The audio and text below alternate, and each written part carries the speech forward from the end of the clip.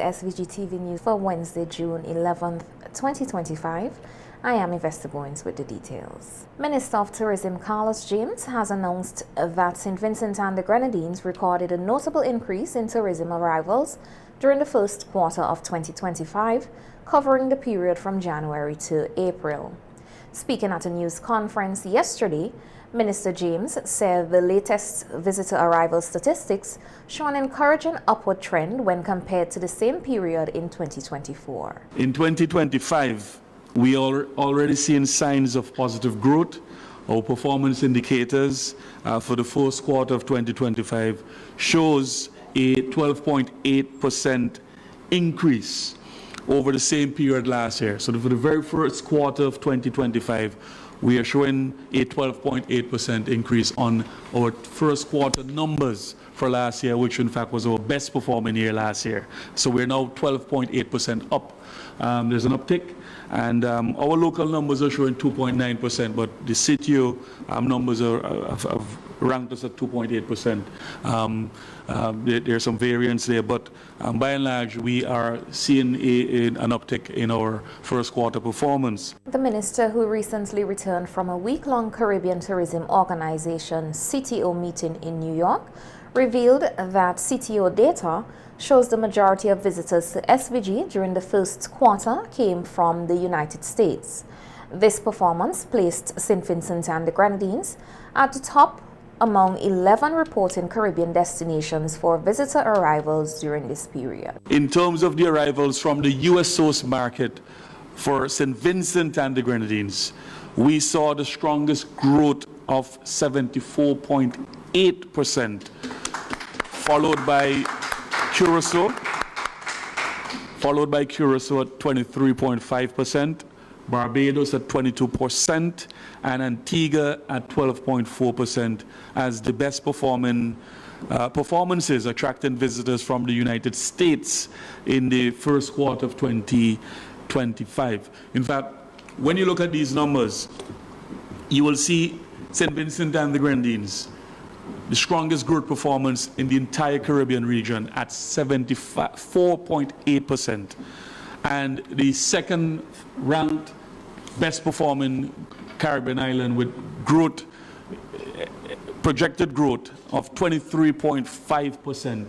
You can see the distance in terms of where we performed. We outperformed many of the other Caribbean destinations. In addition to its first quarter success, St. Vincent and the Grenadines was also ranked as the leading Caribbean destination in overall tourism growth for the year 2024, based on the CTO's annual analysis. In relative terms, St. Vincent and the Grenadines last year led the Caribbean region in terms of tourism growth. We were, as I said, 27.2%, followed by Curacao at 20.3%, and St. Martin at 19.8%. Now, when I say we have led in tourism growth, it doesn't mean that we had mass tourism or the most people visiting for any Caribbean island. But what we had was the highest growth rate across all of the Caribbean islands when the numbers came in to CTO to give a synopsis of the performance for last year tourism numbers.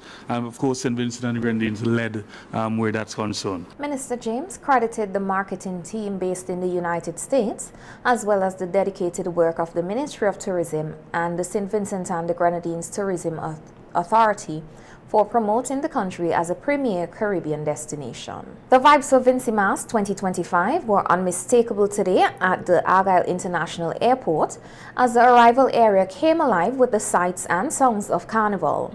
The festive welcome was part of a new initiative called Carnival Touchdown, designed to give visitors an immediate taste of the Vincy Mass experience the moment they arrive in St. Vincent and the Grenadines. Chief Executive Officer of the Carnival Development Corporation, CDC, Rodney Small, spoke about the new initiative during a press conference yesterday and again today at the AIA in an interview with VC3. Small explained that Touchdown is not just about entertainment.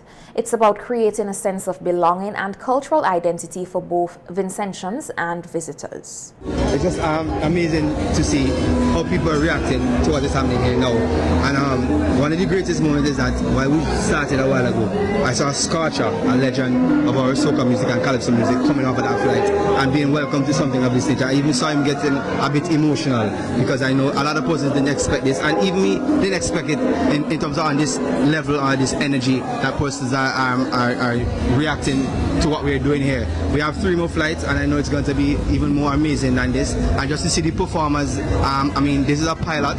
Everybody here who's doing this as voluntary, they're doing it for free. I mean, just to see how persons will react to it. And of course, we from CDC and Vincy Mass, we are grateful for all these performers who decided to do this. I know what you're seeing is the traditional aspect of it. We also have persons on the air bridge, we have persons in the carousel, in the baggage area, and of course we have the finale, which is outside with all the soca artists, Fire Empress, Bongo Prime, Hanshdon. So it's really an experience to give persons not just a carnival feeling, but some sense of belonging and identity where our culture is concerned, and I know the world is watching. So that's why we came out, and we want to make sure that it is top class. And yeah, big up everybody. It's really a great feeling to really see our culture and display and persons reacting to it. According to Small, the initiative is one of several new approaches being introduced this year, all based on feedback from the general public. Not anything of my own doings or the board of directors of the CDC or the office. It's really, we were doing a lot of work in terms of putting things out on the social media, putting out teasers, and it's just a matter of listening to what the public is saying and what persons are looking forward to. So a lot of what you're seeing here now is basically based off of the feedback that we were getting on social media. I mean, we saw persons saying, oh, we want back street bars, this is what it used to be like, and we thought, well, why not? Because we have a whole generation or two who don't know anything about street bars or what is the significance of it. And I mean, it really was a good feeling when we sat down with the Commissioner of Police and he was like, listen, me myself, I remember those days. So it's just a matter of just giving the people what they asked for, and that is how we're going to continue going forward, because Vincy Mass don't belong to me, you know. It don't belong to the board of directors, it belongs to the people of Simmons and Grenades and all those persons in the diaspora. So a lot of what we're doing here now is because of you, it's because of everything that you've been asking for, and we're going to continue listening to you and putting things together, not just for 2025, because we can't do everything. We can't do everything, so we have to save some for 20. Small emphasized that Touchdown at AIA is just the beginning of what's in store for Vincy Mass 2025. Level, there are things that we went back to the drawing board with, and I mean some of it is a bit calculated, and some of it we want it to be very organic and natural. So we are happy that we're able to execute some of what they've been saying, and there's a lot more to come, a lot more to come. Wow. Yeah, so this is just the beginning, and I'm just happy that persons can embrace it. I mean, even as the first flight, and this is not the bigger ones out of the 4 that are coming. So I know persons are probably just anxious on the plane right now. Yeah, I mean, there's some people who probably have Wi-Fi on the plane and just can't wait to just jump off and come and be a part of the experience. But I will let persons know that this is a pilot, and we're doing it as a pilot now just to see what works, what didn't work, what we can enhance, what we can take away. So when we start it in the very week of Carnival, we know it's hitting, we know it's on the go, and we're not only doing it for arrivals, we're also doing it for departure. So for those who are leaving Simmons and Grenades, we've got to give it that vibe. I mean, we have a lot going on today, Crystal. This activation at AIA, and then we have the Calypso tents. Their prelims start tonight, and I'm inviting everybody to come out to the Calypso tents tonight. That is also an experience. Yes. Because we're changing the atmosphere, we're changing the venue, we're transforming the venue. There's things that are going to happen on the entrance. It's just a lot of things happening right now, and I'm just grateful that I could be a part of it. Vincy Mass 2025 is expected to bring a fresh experience as the Carnival Development Corporation, the CDC, rolls out several changes to event names and schedules. Chief Executive Officer of the CDC, Rodney Small, says one of the most exciting events leading up to the official start of the Carnival calendar is the Soca Semi-Finals, now rebranded as Bacchanal B. This event is scheduled for Saturday, June 22nd and will take place at the E.T. Joshua Tarmac. We now have an event called Bacchanal Bay, which is the return of the Soca Monarch semi-finals. And that is going to happen at the E.T. Joshua Tarmac. A lot of persons are asking, but there's no bay at the E.T. Joshua Tarmac. But as creatives, we will tell you that there will be a bay, right? So I'm asking persons to support our soca artists raga and soca artists on that day, as we're taking 40 persons to the semi-finals. So I think the last time I checked, we have about 100 and something applicants, and we're going to narrow that down to 40, 20 in raga and 20 in soca. And we're starting this event at 2 p.m. and it's going to be a beach, cooler fete kind of activity. So Minister, you have the opportunity to show off your tourism wear and outfit at this event. Another major rebranding effort is the introduction of Rum and Rhythm, which replaces the long-standing Fantastic Friday. This event, set for Thursday, June 27th, is expected to raise the bar for all Carnival events that follow. And Rum and Rhythm is the official kickstart of Carnival. We see it as the kickstart party, which starts with 10 days, which used to be Fantastic Friday. Now, we're not discounting or try to devalue Fantastic Friday or the Calypso semi-finals, because we also place that in a place where we think would fit better. But Rum and Rhythm is exactly what it says. Rum and Rhythm. And if we know Carnival outside of the traditional aspect of it and the creative part of it, you cannot separate rum from Carnival, right? So it's going to be the kickstart party, it's going to be a block party, it's going to be a rave party, it's going to be a neon party, it's going to be very hip, it's going to be very cool.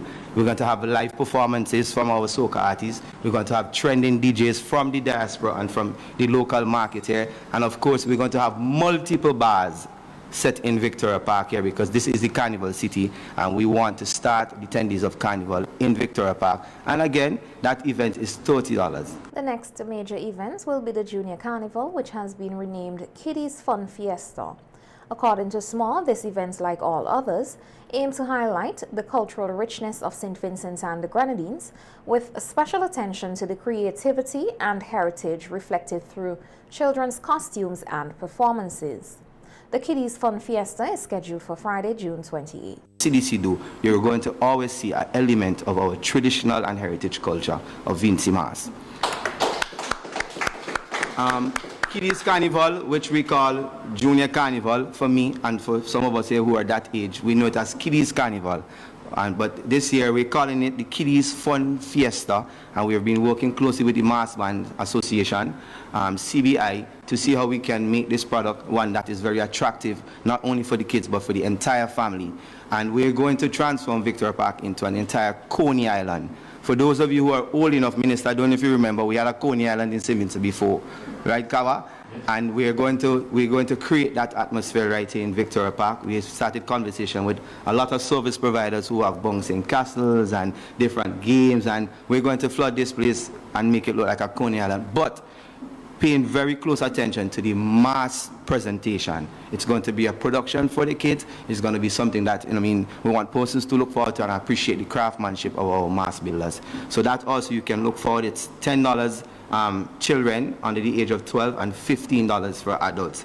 Very cheap again. The full calendar of activities for Vincy Mass 2025 is expected to expand beyond 10 days, culminating this year on Sunday, June 15th. The Ministry of Foreign Affairs, Foreign Trade, Consumer Affairs, Regional Integration and the Diaspora Unit extends congratulations to the Organization of Eastern Caribbean States, the OECS, as it commemorates its 44th anniversary on Tuesday, June 18, 2025. In observance of this significant milestone, the OECS Commission has organized a series of celebratory activities, and member states are encouraged to actively participate in events. Events include a Thanksgiving service, an OECS Fun Walk, and OECS Colors Day. The annual Thanksgiving service was held today, Wednesday, June 11, 2025, and was live-streamed on Facebook and YouTube, allowing regional and international audiences to join the celebration virtually. The OECS Fun Walk, themed Adapting, Innovating, Sustaining a Unified OECS for a Changing World, will take place on Sunday, June 15, 2025, starting at 6 a.m. The route will begin and end at the Annersville Stadium, proceeding along the Wynwood Highway to the St. Vincent and the Grenadines Community College and returning to the stadium. The ministry notes that the event is free of charge and all interested participants are encouraged to register online. Additionally, on Tuesday, June 18, 2025, all citizens and residents of St. Vincent and the Grenadines are invited to participate in OECS Colors Day by wearing the official OECS colors green, yellow, white, or navy blue. Individuals are also encouraged to take photos in their OECS attire and share them on social media using the hashtags OECS Day and hashtag OECS Day 2025. The ministry is urging the people of St. Vincent and the Grenadines to join in these symbolic acts of regional pride and solidarity as the OECS celebrates 44 years of cooperation, integration, and shared progress. President of the SVG Calypsonian Association, Earl Cabba Bennett, is calling on the public to show strong support for the various Calypso tents, especially during this important week of preliminary competitions, which will determine who advances to the semi-finals. On radio today, Bennett said the prelims are where persons can see and hear who truly has what it takes to move forward. Last week, we didn't have as many patrons as we would have wished, but you know, you always wish for the optimum attendance.